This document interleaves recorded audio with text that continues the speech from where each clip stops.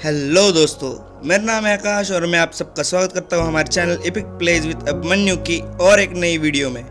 तो आज की इस वीडियो में हम जाने वाले हैं एक ओशन मॉन्यूमेंट को रेड करने। So let's start. So basically guys, अगर हमें ओशन मॉन्यूमेंट को रेड करना है तो हमें इन तीन चीज़ों की ज़रूरत पड़ेगी। 3 TNT ब्लॉक, 3 रेडस्टोन ब्लॉक और water breathing potion. So let's go and make water breathing पोशन।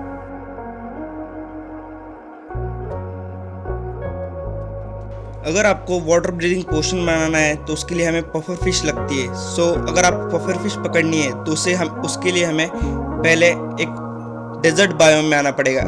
उधर आपको इजीली पफर फिश मिल जाएगी। सो लेट्स मेक ब्रीदिंग पोशन। मैंने इसके ऊपर पहले एक शॉट बनाई हुई है। सो अगर आपको देखना है तो आप शॉट भी चेकआउट कर सकते हैं हमारे चैनल पे।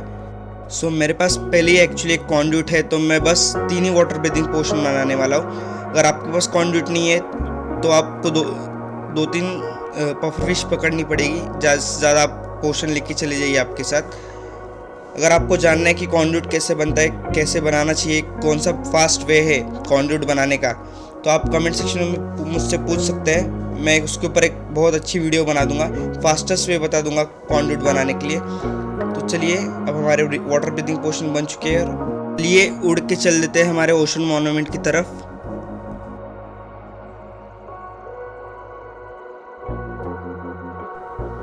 तो हमें सामने ही ओशन मॉन्यूमेंट दिख रहा है और हमें माइनिंग फटिक भी लग चुका है। तो चलिए वहाँ पे एक प्लेटफॉर्म बिल्ड कर लेते हैं पहले हमें खड़े होने के लिए।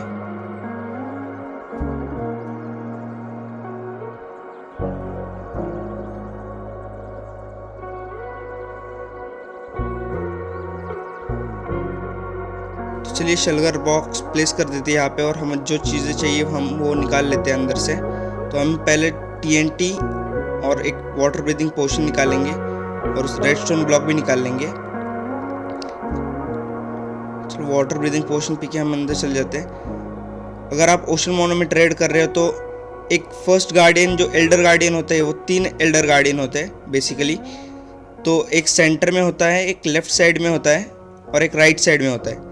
तो हम तीनों जगह पे कुछ इस तरह का स्ट्रक्चर बना लेंगे जिससे कि हम TNT ब्लास्ट कर सके और अंदर ओपनिंग बना सके, जिससे कि हम अंदर घुस के ओशन मॉन्यूमेंट के एल्डर गार्डियन को मार सके। क्योंकि अगर आप मिल्क बकेट पी के एक एक ब्लॉक तोड़ते बैठेंगे तो ज़्यादा से ज़्यादा आप एक बकेट में एक ही ब्लॉक तोड़ पाएंगे। इसलिए ये फास्टेस्ट वे है कि आप अंदर एंट्री कर सके।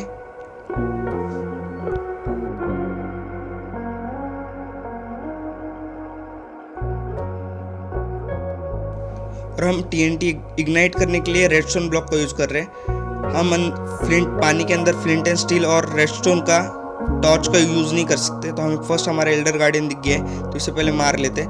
अगर आपके पास प्रोटेक्शन 4 का आर्मर है डायमंड का, तो आपको डरने की कोई ज़रूरत नहीं, आपको ज़्यादा फर्क भी नहीं पड़ेगा उनके डैमेज से।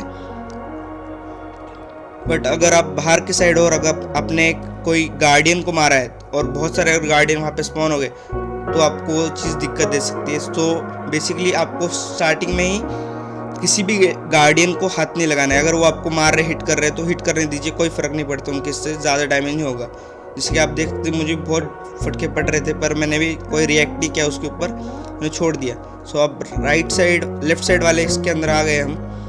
मैंने इधर बहुत ढूंढा पर मुझे कहीं पर भी लेफ्ट साइड वाला एल्डर गार्डियन दिखा ही नहीं। सो मैं थक के फिर वापस चला गया राइट वाले साइड के एल्डर गार्डियन को मारने के लिए।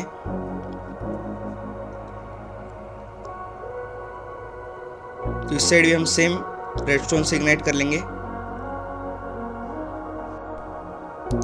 99% चांसेस होते हैं कि वो यहीं पे मिलेंगे, इन्हीं लोकेशंस पे मिलेंगे आपको। तो इस वाले को भी हम मार लेते हैं, ये भी यहीं पे। बस लेफ्ट वाला हमें मिल नहीं रहा है तो हम वापस जाके उसे ढूंढेंगे। मेरे स्वॉर्ड में लूटिंग 3 लगा है, फिर भी मुझे इस वाले मरीन टेम्पल से एक भी थिंक टेम्पलेट मुझे मिला नहीं। फिर वापस मैं लेफ्ट साइड वाले एल्डर गार्डियन को ढूंढने के लिए निकल पड़ा। बहुत देर तक ढूंढने के बाद मुझे वो कहीं पे भी नहीं दिख रहा था, तो मैं वापस पोशन लेने ऊपर आ गया। लास्ट दोनों पोशन हम ले लेते हैं और वापस लेफ्ट वाले एल्डर गार्डियन को ढूंढने निकल जाते हैं। तो फिर से हम लेफ्ट साइड चल देते हैं हमारे लेफ्ट साइड वाले एल्डर गार्डियन को ढूंढने के लिए। तो मेरा ब्रीदिंग पोशन ख़त्म हो रहा है, तो वापस एक पी लेते हैं। तो फिर से मैंने बहुत देर तक एल्डर गार्डन को ढूंढ लिया, बट कहीं पे भी मुझे एल्डर गार्डन नहीं दिख रहा था। मुझे ट्रेजर रूम में दिखा, पर उसको भी मेरा लूटने की इच्छा नहीं थी क्योंकि मुझे पहले एल्डर गार्डन किल करना था। फाइनली मेरा माइनिंग फटीग ख़त्म हो गया, और फिर मुझे पता चला कि वहाँ पे कोई एल्डर गार्डियन है ही नहीं, सेकंड थर्ड वाला। वहाँ पे बस 2 ही एल्डर गार्डियन थे। बहुत सारे टाइम चांसेस होते कि 2 एल्डर गार्डियन हो, और उसी टाइम पे मैं स्पॉन्ज रूम में था, तो मैंने इंस्टेंट वहाँ से सारा स्पॉन्ज कलेक्ट कर लिया। अगर आपके पास डायमंड की हो है तो आप उससे कलेक्ट करिए, उससे और भी ज़्यादा फास्ट हो जाएगा। तो मेरे पास मैं लाना भूल गया था, तो मैंने पिकेक्स से उसे कलेक्ट कर लिया।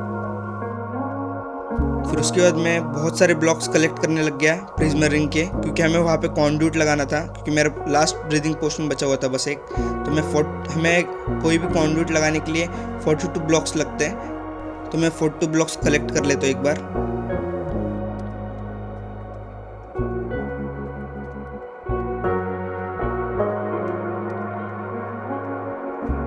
तो चलिए लास्ट वाला पोर्शन पी के हम कॉन्ड्यूट लगाना स्टार्ट कर देते हैं। तो नीचे की साइड हमें 5 ब्लॉक प्लेस कर लेने, और सेम लेफ्ट साइड पे भी सेंटर से करने। अगर आपको भी कॉन्ड्यूट लगाना सीखना है तो आप इस वीडियो को थोड़ा सा स्लो कर लीजिए, आपको पता चल जाएगा कैसे कॉन्ड्यूट लगाया जाता है। आपको कोई दूसरी और वीडियो देखने की ज़रूरत नहीं है। आप इतना कॉन्ड्यूट भी बना ले तो भी चल जाएगा, बस आपकी थोड़ी रेंज कम हो जाती है। अगर पूरा कॉन्ड्यूट बना लेते स्ट्रक्चर तो आपकी रेंज दूर तक हो जाती है, आपको नाइट विजन भी मिल जाता है, अंडर वाटर आप अच्छे से क्लियर देख सकते हैं। तो उसको स्टार्ट करने के लिए नीचे वाला ब्लॉक बस तोड़ देना है। तो फिर उसके बाद लग गया मैं बहुत सारे ब्लॉक्स कलेक्ट करने, और ट्रेजर रूम ढूंढ के फिर उसके अंदर के भी मैंने सारे गोल्ड ब्लॉक कलेक्ट कर लिए।